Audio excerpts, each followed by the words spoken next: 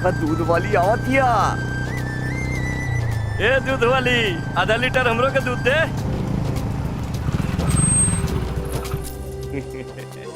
दुनिया के दूध बाटेलू और हमारा के तू दूध ना पिएबू, बोल। अरे बड़ाई के जाके अपन माई के दूध पिया ना।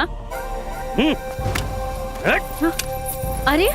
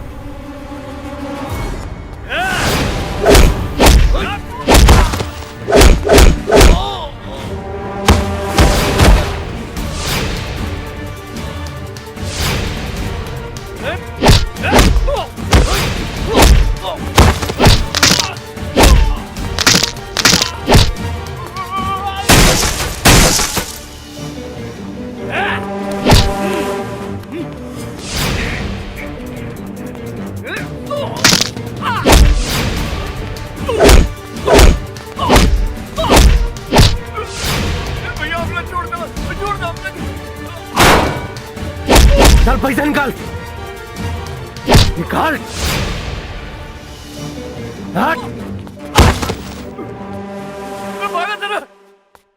इला जितना नुकसान भइल बा ओकर भरपाई काट के बाकी मुंह दिखाई समझ के रख लिया। तहर कपार पे लागता कि ढेर आशिकी सवार हो गई। सुधर जा ना त मार के ना टंगड़ी तोड़ दे। हमरा आस्की में कितना दम्बा इता वक्त इला पे बताई। कतनो नानुकुर करबो उठा के तो हम ही लेके जाए। हेलो कहाँ राजा, बड़ी हाथ गोड़ चला था, जल्दी से थाना पहुंचा। ठीक बा।